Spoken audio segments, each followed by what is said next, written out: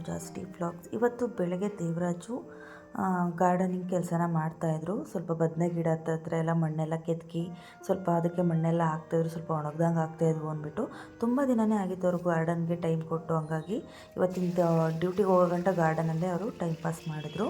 ಹಾಗೆ ಇವತ್ತಿನ ವ್ಲಾಗಲ್ಲಿ ಮೇಯ್ನಾಗಿ 2 ರೆಸಿಪಿ ಇರುತ್ತೆ. ಹಾಗೆ ಒಂದು ಪ್ರಾಡಕ್ಟ್ನ ರಿವ್ಯೂ ಮಾಡೋದಿದೆ.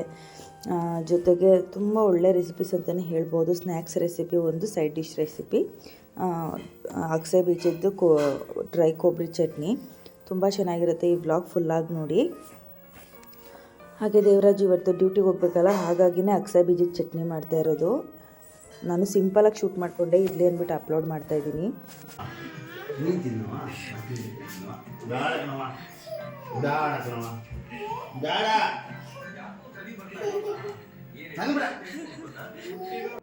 ಇವ್ರನ್ನ ಡ್ಯೂಟಿಗೆ ಕಳಿಸಿ ಅಮ್ಮನ ಮನೆ ಹತ್ರ ಬೇರೆ ಹೋಗಬೇಕು ಮಾಗಿಕಾಯಿ ಕಿತ್ಕೊಂಬರೋದಕ್ಕೆ. ಎಷ್ಟೆಲ್ಲ ಮಾಗಿಕಾಯಿ ಬಿಟ್ಟಿದೆ ಅಂತ ನಿಮಗೆ ತೋರಿಸ್ತೀನಿ. ಈ ವಿಡಿಯೋನ ಕೊನೆವರೆಗೂ ನೋಡಿ. ಬನ್ನಿ ಈಗ ಚಟ್ನಿ ಮಾಡೋಣ. ನಾನಿಲ್ಲಿ ಟೊಮೊಟೊ, ಬೆಳ್ಳುಳ್ಳಿ, ಈರುಳ್ಳಿ, ಒಣಮೆಣಸಿನ್ಕಾಯಿ, ಕರಿಬೇವಿನ ಸೊಪ್ಪು ಎಲ್ಲನೂ ಎಣ್ಣೆಲಿ ಫ್ರೈ ಮಾಡ್ಕೊತಾ ಇದ್ದೀನಿ. ಇದು ಸಿಂಪಲಾಗಿ ತೆಗ್ದಂಥ ವೀಡಿಯೋ, ಹಂಗಾಗಿ ಹೇಳ್ತಾ ಇರೋದು. ಹಾಗೆಯೇ ಅಗಸೆ ಬೀಜ, ಮೆಂತ್ಯ, ಸಾಸಿವೆನ ಡ್ರೈ ರೋಸ್ಟ್ ಮಾಡಿ ಸಪ್ರೇಟಾಗಿ ಇಟ್ಕೊಂಡಿದ್ದೀನಿ. ಅದನ್ನು ಒಂದು ಜಾರ್ಗೆ ಹಾಕೋತಾ ಇದ್ದೀನಿ. ಜೊತೆಗೆ ಒಂದು ಅರ್ಧ ಹೋಳಷ್ಟು ಕೊಬ್ಬರಿನ ಸುಟ್ಕೋತಾ ಇದ್ದೀನಿ ಈ ಥರ ಗ್ಯಾಸ್ ಮೇಲೆ. ತುಂಬ ಚೆನ್ನಾಗಿ ಪರಿಮಳನೂ ಕೊಡುತ್ತೆ, ತುಂಬ ರುಚಿಯಾಗೂ ಇರುತ್ತೆ. ನೀವು ಬೇಕಿದ್ರೆ ಇದನ್ನು 1-2 ದಿನ ಹಾಗೆಯೇ ಹೊರಗಡೆ ಇಡ್ಬೋದು. ಈಗ ಒಂದು ತಟ್ಟೆ ಒಳಗಡೆಗೆ ಟೊಮೊಟೊ ಎಲ್ಲ ಫ್ರೈ ಮಾಡಿದ್ದೆ ಅಲ್ವಾ, ಅದ್ರ ಜೊತೆಗೆ ಕೊಬ್ಬರಿನೂ ಹಾಕಿ ಆರಕ್ಕೆ ಇಟ್ಬಿಟ್ಟಿದ್ದೀನಿ. ಚೆನ್ನಾಗಿ ಆರಿದ್ಮೇಲೆ ಮಿಕ್ಸಿ ಜಾರ್ಗೆ ಹಾಕಿ ಅರಳುಪ್ಪು ಹಾಕ್ಬಿಟ್ಟು ಸಾಂಬಾರು ಸೊಪ್ಪು ಹಾಕ್ಬಿಟ್ಟು ರುಬ್ಬಿದ್ರೆ ಚಟ್ನಿ ರೆಡಿ. ಈಗ ಅದೇ ಪ್ಯಾನ್ಗೆ ಒಂದು 4 ಸ್ಪೂನ್ ಎಣ್ಣೆನ ಹಾಕಿ ಕರಿಬೇವು ಮತ್ತು ರುಬ್ಬಿರೋ ಅಂಥ ಮಿಶ್ರಣವನ್ನು ಹಾಕ್ಬಿಟ್ಟು ಚೆನ್ನಾಗಿ ಫ್ರೈ ಮಾಡಿಬಿಟ್ರೆ ಬಿಸಿ ಬಿಸಿ ಅಗಸೆ ಬೀಜ ಸುಟ್ಟು ಕೊಬ್ಬರಿ ಚಟ್ನಿ ರೆಡಿ ಆಗುತ್ತೆ. ಇದನ್ನು ನಾನು ರಾಗಿ ರೊಟ್ಟಿ ಜೊತೆಗೆ ಮಾಡಿದ್ದು. ಹಾಗೆ ದೇವರಾಜನ ಡ್ಯೂಟಿಗೆ ಕಳಿಸಿ ಸಿಂಚುಗೆ ಸ್ಕೂಲಲ್ಲಿ ನೋಡಿ ಈ ರೀತಿಯ ಕ್ಯಾಲೆಂಡರ್ನ ಕೊಟ್ಟು ಕಳಿಸಿದ್ದಾರೆ. ಹಾಗಾಗಿ ಒಂದು ವೀಡಿಯೋ ಮಾಡಿಕೊಂಡೆ. ಬನ್ನಿ ಈಗ ಅಮ್ಮನ ಮನೆ ಹತ್ರ ಹೋಗಿ ಮಾಗಿಕಾಯಿ ಕುಯ್ಕೊಂಬರೋಣ. ನಿಮಗೂ ಆ ಎಕ್ಸ್ಪೀರಿಯೆನ್ಸ್ನ ಮಾಡಿಸ್ತೀನಿ. ಇದು ಅಮ್ಮನ ಮನೆ ಹತ್ರ ಇರೋವಂಥ ಗಿಡ. ಹಾಲು ಸೋರೆಕಾಯಿ ಅಂತಾರೆ ಗೊತ್ತಾ, ಅದನ್ನು ನಾವು ಮಾಗಿಕಾಯಿ ಅಂತೀವಿ. ನಾನಿಲ್ಲಿ ಒಂದು ಮಾತ್ರ ಕಿತ್ಕೊಂಡಿದ್ದೀನಿ. ಅವಾಗ ಕಿತ್ಕೊಂಡು ಬರುತ್ತಮ್ಮ. ನನಗೆ ಮಾತ್ರ ತುಂಬ ಚೆಂದ ಎಕ್ಸ್ಪೀರಿಯೆನ್ಸ್ ಅಂತಲೇ ಹೇಳ್ಬೋದು. ನನಗೆ ಈ ಥರ ಎಲ್ಲ ಹಾರ್ವೆಸ್ಟಿಂಗ್ ಮಾಡೋದು ತುಂಬಾ ಇಷ್ಟ ಆಗುತ್ತೆ. ನಾನು ಅಲ್ಲಿ ಸುಮ್ಮನೆ ನಿಂತಿದ್ದೆ ವೀಡಿಯೋ ಮಾಡಿಕೊಂಡು. ಅಮ್ಮನೂ ಆಂಟಿನೂ ಸೇರ್ಕೊಂಡು ಕಿತ್ಕೊತಾ ಇದ್ರು ಮಾಗಿಕಾಯಿನ. ಚೆನ್ನಾಗಿತ್ತು, ಅದಕ್ಕೆ ವೀಡಿಯೋ ಮಾಡಿಕೊಂಡೆ. ನೋಡಿ ಹಾಗೆ ಮಾಗಿಕಾಯಿ ಎಲ್ಲ ಕಿತ್ಕೊಂಡು ಅಮ್ಮನ ಮನೆ ಹತ್ರ ರಿಲಯನ್ಸ್ ಮಾರ್ಟ್ ಇತ್ತು, ಅಲ್ಲಿ ಸ್ವಲ್ಪ ಗ್ರಾಸರೀಸ್ನ ತೊಗೊಂಡು ಮನೆಗೆ ಬಂದ್ವಿ. ಈಗ ಏನೇನು ತಂದಿದ್ದೀನಿ ಅಂತ ತೋರಿಸ್ತೀನಿ. ಇದು ಒಂದು ಮಂತ್ ವೀಡಿಯೋ ಅಂತಲೇ ಹೇಳ್ಬೋದು. ಸ್ವಲ್ಪ ಲೇಟಾಗಿ ಅಪ್ಲೋಡ್ ಮಾಡ್ತಾಯಿದ್ದೀನಿ. ನಾನು ಒಂದು ಸ್ವಲ್ಪ ಗಾಜಿಂದು ಜಾರ್ಸ್ಗಳು ಸಿಕ್ಕಿದ್ವು. 100 ರೂಪೀಸ್ಗೆ 4, ಅದನ್ನು ತೊಗೊಂಡು ಬಂದೆ, ಇನ್ನೊಂದು ಸೆಟ್ ಇರಲಿ ಅಂದ್ಬಿಟ್ಟು. ಜೊತೆಗೆ ಮಶ್ರೂಮ್ ಬಳಸಿ ನಾನೊಂದು ಪೆಪ್ಪರ್ ಡ್ರೈ ಮಾಡಿದ್ದೆ. ಅದನ್ನು ನಾನು ನೆಕ್ಸ್ಟ್ ವೀಡಿಯೋದಲ್ಲಿ ಅಪ್ಲೋಡ್ ಮಾಡ್ತೀನಿ. ನಮ್ಮ ಮನೇಲಿ ವಾರಕ್ಕೊಂದ್ಸಲ ಮಶ್ರೂಮ್ ಇರಲೇಬೇಕು. ಕೆಲವೊಂದು ತರಕಾರಿ ಇವೆಲ್ಲ ತೊಗೊಂಡು ಬಂದೆ. ಹಾಗೆ ತೈವಾನ್ ಸೀಬೆ ಬರುತ್ತಲ್ವ, ನನಗದು ತುಂಬಾ ಇಷ್ಟ. ಈಗಂತೂ ತುಂಬ ಬರ್ತಾಯಿದೆ, 100 ರೂಪಾಯಿ ಕೆಜಿ, 150 ರೂಪಾಯಿ ಕೆಜಿ. ಹಾಗಾಗಿ ನಾನು 2 ಹಣ್ಣು ತೊಗೊಂಡು ಬಂದೆ. 60 ರೂಪಾಯಿನೇನೋ ಆಯಿತು ಈ ಹಣ್ಣಿಗೆ. ಸಖತ್ತು ಇಷ್ಟ ನನಗೆ ಸೀಬೆ ಹಣ್ಣು. ಹಾಗೆ ಸ್ವಲ್ಪ ಡ್ರೈ ಫ್ರೂಟ್ಸು ಎಲ್ಲ ತೊಗೊಂಡು ಬಂದೆ. ಇವನ್ನೆಲ್ಲ ನಾನು ಬಾಕ್ಸ್ಗೆಲ್ಲ ಹಾಕಿ ಎತ್ತಿಡ್ಕೋಬೇಕು. ಹಾಗೆ ಟೈಮ್ ಪಾಸ್ ಆಯ್ತಾ, ಸಂಜೆನೇ ಆಗಿಬಿಡ್ತು. ಸಿಂಚು ತುಂಬ ದಿನದಿಂದ ಗೋಬಿ ತಿನ್ನಬೇಕು ಅಂತಲೇ ಕೇಳ್ತಾಯಿದ್ಲು. ಹೊರಗಡೆ ಹೋಗೋಕ್ಕಾಗ್ತಿತ್ತಿಲ್ಲ, ನಮ್ಮ ಮನೆಯಿಂದ ಸ್ವಲ್ಪ ದೂರ ಆಗುತ್ತೆ, ದೇವರಾಜ್ ಇಲ್ವಲ್ಲ. ಹಂಗಾಗಿ ಏನು ಮಾಡೋದು, ಮನೇಲಿ ಸ್ವಲ್ಪ ತರಕಾರಿಗಳಿದ್ವು, ಅದನ್ನು ಬಳಸಿ ಡ್ರೈ ಮಂಚೂರಿಯನ್ ಮಾಡೋಣ ಅಂತ ಅಂದ್ಕೊಂಡೆ. ಹಾಗೆ ನೈಟು ಪಲಾವ್ ಮಾಡೋದಿದೆ, ಅದ್ರ ಜೊತೆಗೆ ನೆಂಚ್ಕೊಳ್ಳೋದಕ್ಕೂ ಆಗುತ್ತೆ. ಸಂಜೆ ಟೀ ಜೊತೆಗೆ ಈ ಸ್ನ್ಯಾಕ್ಸ್ ಮಾಡಿಕೊಟ್ರೆ ಸಿಂಚುಗೆ ಇಷ್ಟನೂ ಆಗುತ್ತೆ ಅಂದ್ಬಿಟ್ಟು ಇಬ್ಬರು ಸೇರ್ಕೊಂಡು ಮಾಡ್ತಾಯಿದ್ವಿ. ನಾನು ಸಿಂಚು, ಅವಳು ಹೆಲ್ಪ್ ಮಾಡ್ತಾಯಿದ್ದಾಳೆ. ಹಾಗಾಗಿ ನಾನು ತರಕಾರಿಗಳನ್ನ ಬಳಸಿ ಇವತ್ತು ಫಸ್ಟ್ ಟೈಮ್ ಡ್ರೈ ಮಂಚೂರಿಯನ್ ಮಾಡ್ತಾಯಿದ್ದೀನಿ. ಅದಕ್ಕೆ ಎಲೆಕೋಸು, ಬೀನ್ಸು, ಗೆಡ್ಡೆಕೋಸು, ಕ್ಯಾರೆಟ್, ಸ್ವಲ್ಪ ಈರುಳ್ಳಿನೂ ಬಳಸಿದ್ದೀನಿ. ಈರುಳ್ಳಿ ಲಾಸ್ಟಿಗೆ ಆ್ಯಡ್ ಮಾಡ್ಕೊತೀನಿ. ಮೊದಲಿಗೆ ಇವನ್ನೆಲ್ಲ ಮೀಡಿಯಮ್ ಸೈಜಲ್ಲಿ ಕಟ್ ಮಾಡಿಕೊಂಡು ಫಸ್ಟಿಗೆ ತೊಳ್ಕೊಂಡು ಬಿಡ್ತೀನಿ.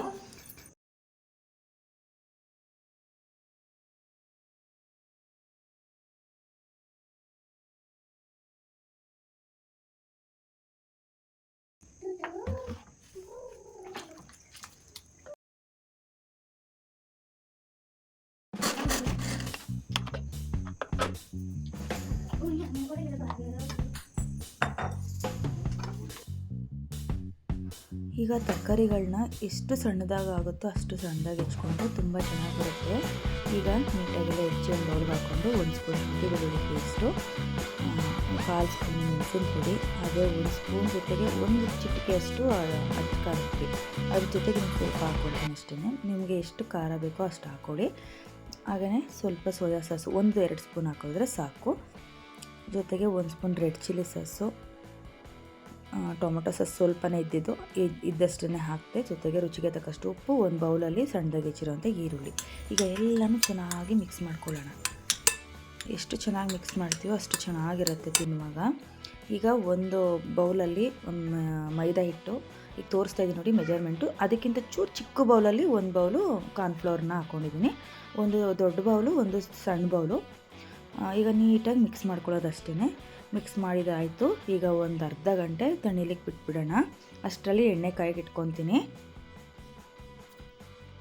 ನಾನಿಲ್ಲಿ ಕೊಬ್ಬರಿ ಎಣ್ಣೆ ಹಾಕ್ಕೊತಾ ಇದ್ದೀನಿ. ತುಂಬಾ ಚೆನ್ನಾಗಿ ಬಂದಿತ್ತು ಟೇಸ್ಟ್ ಅಂತೂ. ಫಸ್ಟ್ ಟೈಮ್ ಮಾಡಿದ್ರೂ ತುಂಬ ರುಚಿಯಾಗಿತ್ತು ಅನ್ನಿಸ್ತು. ಪಲಾವ್ ಜೊತೆಗಂತೂ ಸಖತ್ತಾಗಿತ್ತು ನೆಂಚ್ಕೊಂಡು ತಿನ್ನೋದಕ್ಕೆ.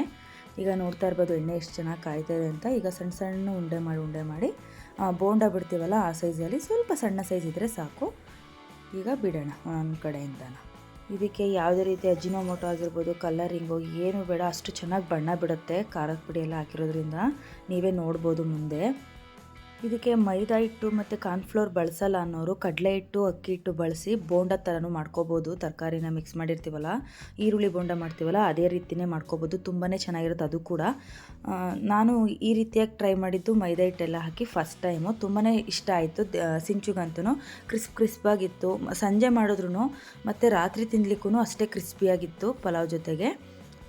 ಈಗ ಚೆನ್ನಾಗಿ ಮೀಡಿಯಮ್ ಉರಿಲೇ ಬೇಯಿಸ್ಕೊಬೇಕಿಲ್ಲ ಅಂದರೆ ಒಳಗಡೆ ಬೆಂದಿರೋದಿಲ್ಲ.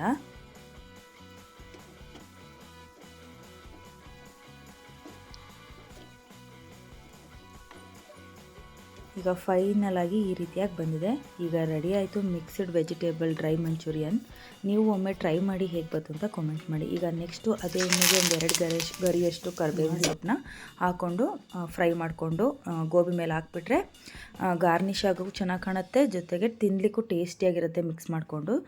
ಈಗ ಒಂದು ಪ್ಲೇಟಿಗೆ ಹಾಕ್ಕೊಂಬಿಟ್ರೆ ಈಗ ಟಿ ವಿ ನೋಡ್ತಾ ಸ್ವಲ್ಪ ತಿಂತೀವಿ, ಮತ್ತು ಪಲಾವ್ ಜೊತೆಗೆ ಒಂದು ಸ್ವಲ್ಪ ತಿಂತೀವಿ.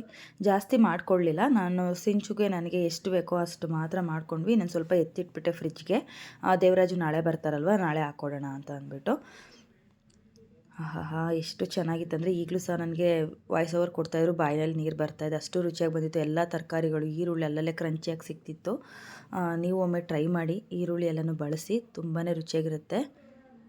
ನೀವು ಯಾವುದೇ ರೀತಿ ತರಕಾರಿನ ಹಾಕ್ಬೋದು, ಅದು ಇದು ಅಂತ ಅಲ್ಲ, ಯಾವುದನ್ನಾದರೂ ಹಾಕ್ಬೋದು.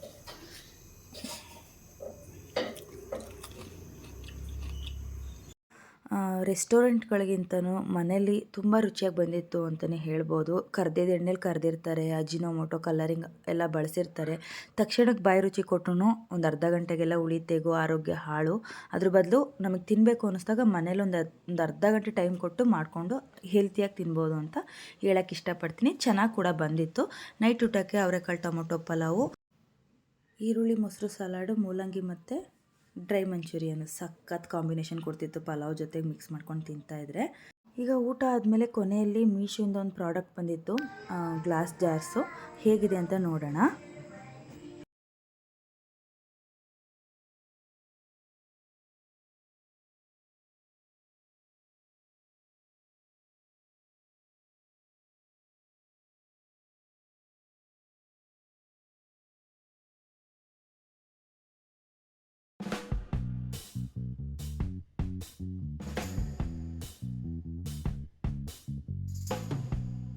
ಇವು 12 ಪೀಸ್ಗಳು ಬಂದಿದ್ದಾವೆ ನನಗೆ. ಫ್ರೆಂಡ್ಸ್, ಇದು 100 ಗ್ರಾಮ್ ಹಿಡಿಯೋವಂಥ ಗಾಜಿನ ಬಾಟಲ್ಗಳು. ತುಂಬಾ ಗಟ್ಟಿ ಕ್ವಾಲಿಟಿ ಅಂತಲೇ ಹೇಳ್ಬೋದು. ತುಂಬಾ ಚೆನ್ನಾಗಿದೆ, ವರ್ತ್ ಅಂತಲೂ ಅನ್ನಿಸ್ತು. 300 ರೂಪಾಯಿ ಬಿತ್ತು ನಾನು ತೊಗೊಂಡಾಗ. ನಾನು ಡಿಸ್ಕ್ರಿಪ್ಷನಲ್ಲಿ ಲಿಂಕ್ ಹಾಕಿರ್ತೀನಿ. ಈಗ ನೀವು ನೋಡಿದಾಗ ಬೇಕಾದ್ರೆ ಒಂದು 10 ರೂಪಾಯಿ 20 ರೂಪಾಯಿ ಆಜುಬಾಜು ಆಗಿರುತ್ತೆ. ತುಂಬ ಕ್ವಾಲಿಟಿ ಸಖತ್ತಾಗೇ ಇದೆ ಮತ್ತು ನೋಡಲಿಕ್ಕೂ ಅಷ್ಟೇ ಲುಕ್ಕಾಗಿ ಕಾಣಿಸ್ತಾ ಇತ್ತು. ನಿಮಗೂ ಇಷ್ಟ ಆಗಿದೆ ಅಂದ್ಕೊತೀನಿ. ಬೇಕಿದ್ದವರು ಡಿಸ್ಕ್ರಿಪ್ಷನಲ್ಲಿ ಲಿಂಕ್ ಇರುತ್ತೆ, ಬೈ ಮಾಡ್ಬೋದು. ಇಷ್ಟ ಆಯಿತು ಅಂದ್ಕೊತೀನಿ. ಇನ್ನೂ ಕೆಲವೊಂದು ತರಿಸಿದ್ದೀನಿ ಗಾಜಿನ ಐಟಮ್ಸು, ಬುಕ್ ಮಾಡಿದ್ದೀನಿ, ಇನ್ನೂ ಬಂದಿಲ್ಲ. ಇದು ಇವತ್ತು ಬಂತು, ಹಂಗಾಗಿ ಇದೇ ವ್ಲಾಗಲ್ಲೇ ತೋರಿಸ್ಬಿಡೋಣ ಅಂತ ಓಪನ್ ಮಾಡಿಬಿಟ್ಟೆ. ಫ್ರೆಂಡ್ಸ್, ನೋಡಿದ್ರಲ್ಲ ಇವತ್ತಿನ ವ್ಲಾಗ್ ಹೇಗೆ ಸಾಕ್ತು ಅಂತ. ನೆಕ್ಸ್ಟ್ ಇನ್ನೊಂದು ಹೊಸ ವಿಡಿಯೋದೊಂದಿಗೆ ನಿಮ್ಮ ಮುಂದೆ ಸಿಗ್ತೀನಿ. ನಮಸ್ಕಾರ, ಬಾಯ್.